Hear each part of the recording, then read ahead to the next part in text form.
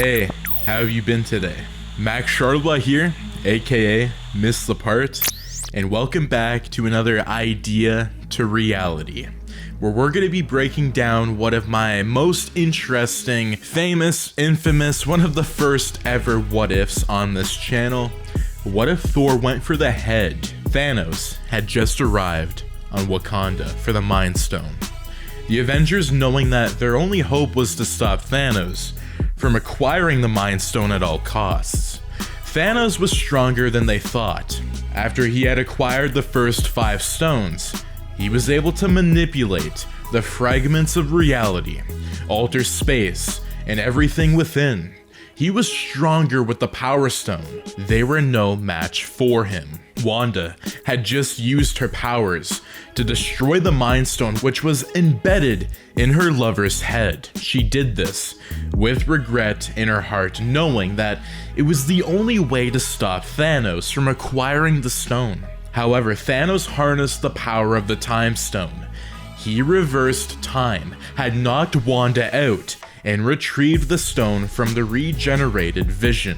After Thanos had gotten the last stone and had fixed it into his gauntlet, Thor screamed as he leaped into the air and threw his axe at Thanos. Thanos tried to use the stones to prevent the axe, but it was weak compared to the axe. In this timeline, Thor aimed for the head and not the shoulders. The axe hit Thanos squarely in the forehead, the force making Thanos crash to the ground. He was dead before he hit the ground. There are a lot of possibilities that can occur from this single act, and this will be analyzed in this episode. However, this is a breakdown episode of what had already happened. After Thor had killed Thanos, to his surprise, the issue arose when they realized that the gauntlet was accessible to everyone. They needed a place to put it. Wanda, who was still aggravated from the death of Vision, demands for Vision to be restored to normalcy using the stones. The rest of the Avengers obliged and took Vision to Shuri in the lab. After Banner and Shuri had conducted tests, they realized that it was impossible to bring him back. This angered Wanda, making her release bursts of chaos magic. The Avengers, who were in direct contact with the blast, tried stopping her from absorbing the powers of the stones. Meanwhile, the other half of the Guardians of the Galaxy, Doctor Strange, Spider-Man, and Tony, who were still in Titan, were informed by Strange that something was indeed strange. Doctor Strange opened a massive portal and transported them to Wakanda, where they noticed Thanos' dead body. Their shock was cut in half by the fight between Wanda and the rest of the Avengers. They tried to intercept but failed. In the end, it was revealed that Thanos had used the Reality Stone to trick them. He eventually killed Wanda and snapped his fingers. This breakdown series is not to serve as another fan fiction, but to provide a behind the scenes, a peek into the mind of the creator of the fan fiction himself. Later on, possibly other scenarios or events which may have occurred would be analyzed. After reading and watching the fan fiction, the many questions that would be registered in anyone's mind would be, why the path of the Reality Stone?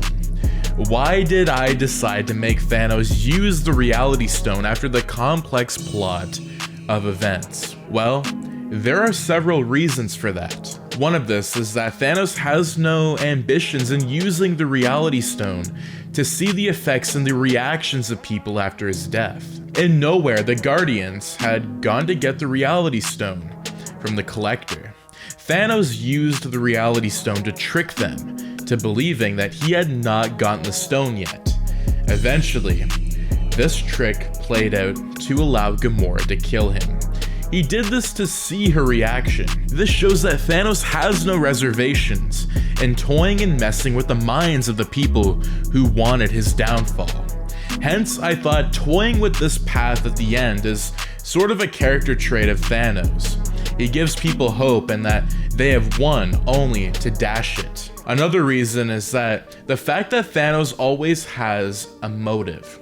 At the end of the day, in nowhere, after he had used the stone and Gamora had killed him, he wanted to see if she indeed loved him.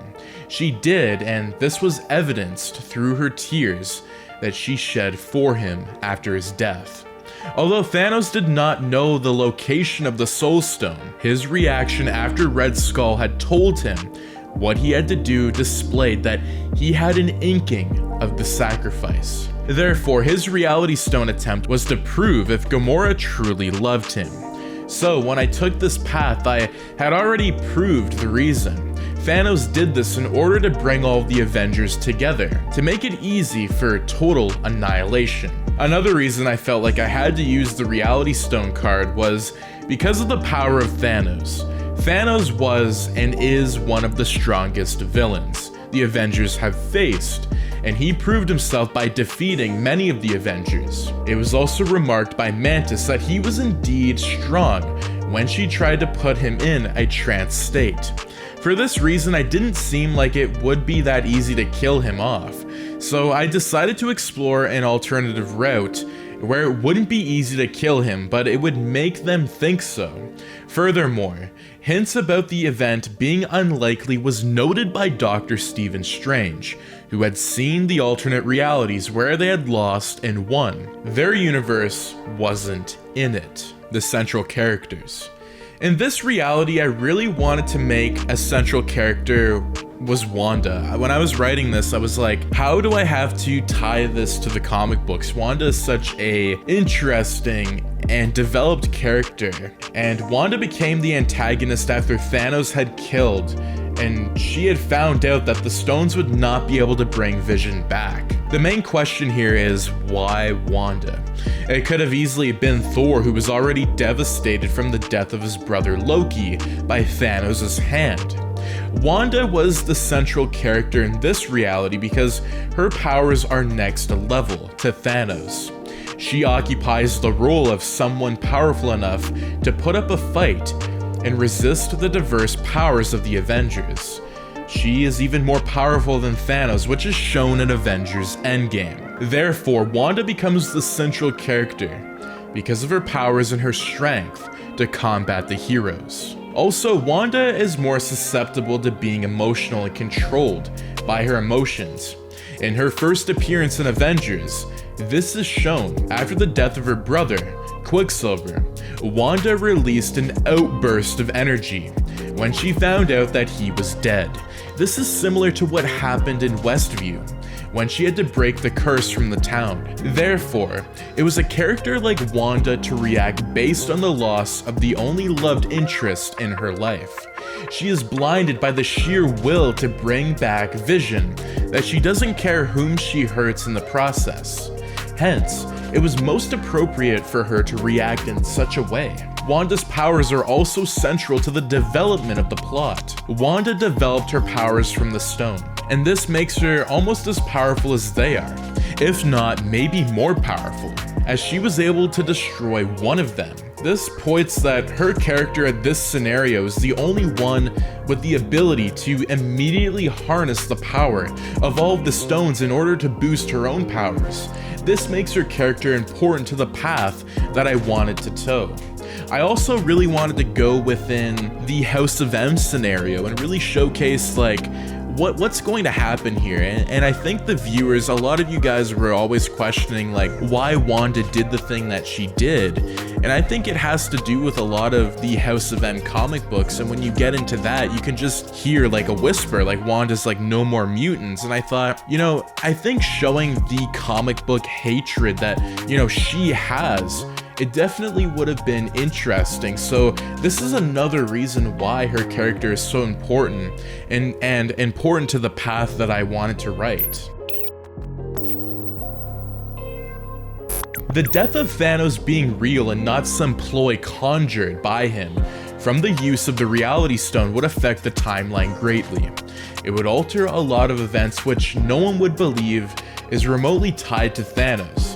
They would include the time variant authority would not be known to the viewers, and there would be no insane branch of timeline. Thanos snapping his fingers, which led to the loss of 50% of the population, caused the Avengers to go back in time in order to acquire the stones, in order to bring back the population. Now continue here, my fellow watchers, because it's gonna get a little bit more crazy. In one of their quests in 2012, New York, the Space Stone was accidentally hit from the hands of Tony Stark, and Loki got a hold of it. He used this stone, which takes him to a desert. This was an aberration and a branch from the normal occurrence of the timeline, which led us to the events in Loki and the awareness of the TVA. Due to Loki's involvement in the TVA, he is eventually pruning and causing the different events and the murder of He Who Remains by his variant. There would be diverse realities created. Therefore, Thanos had died. These events never would have happened. The TVA would remain a secret, and the timeline would be intact. Tony Stark would not have died. The arrival of Mysterio in Far From Home would be different by the death of Tony Stark and the eventual succession of Edith by Peter Parker. If Tony Stark were alive, there would be no cause for Tony to relinquish Edith to Peter. Even if Mysterio arose, Peter would not have faced him alone. Tony would have faced him. Also, Spider-Man would have never been a target. Instead, Quentin Beck's former boss, Tony, would have been. If these events didn't occur, then the world would have been different. They wouldn't have known of Peter's identity. If the world didn't know, then there would be no need to visit Doctor Strange to make the world forget. This would eventually cause all of the events of No Way Home to never have occurred, and the timeline would still be intact. On a lighter note, Wanda would have time to cope properly with her grief. She was snapped away with the other percent, and she was brought back into the war with a person whom had forgotten her, but had taken the only thing she ever loved greatly. If she had seen him been killed, the stones may have been used to revive Vision. If it didn't, Wanda would not grieve alone.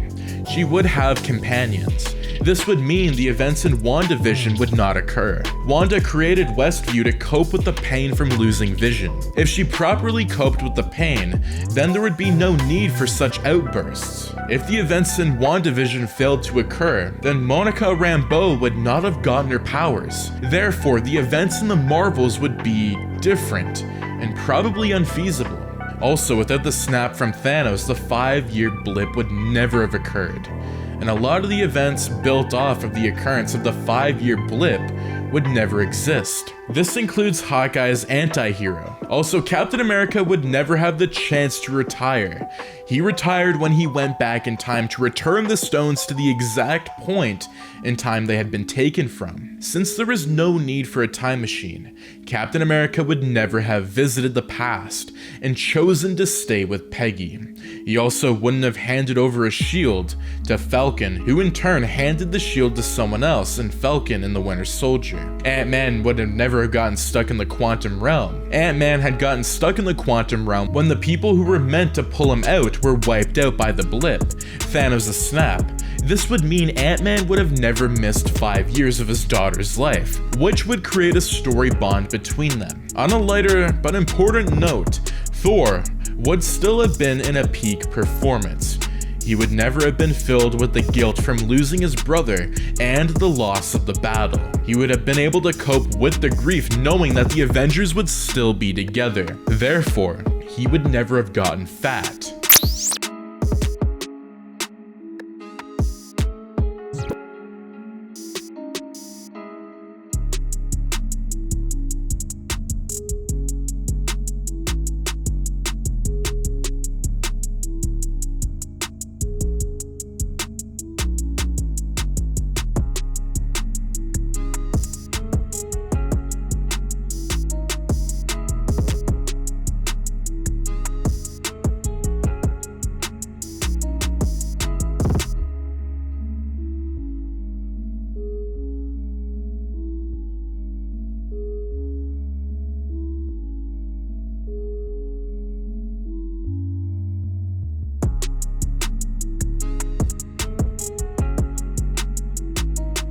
And so that's why I think I wanted to really write this storyline, is because this particular key moment, you take it away and then you see things start to fall apart everywhere. And I think that's why I really wanted to make this what if. It was a what if that I made a long time ago when I was first creating Marvel's what if content for you guys. So again, it's really interesting to see why I went with certain things, and I was really glad that at the end of the day I made a choice to use Wanda and really do something different that I think would be making sense. It just makes sense that a lot of these events would never have happened if Thor had actually went for the head.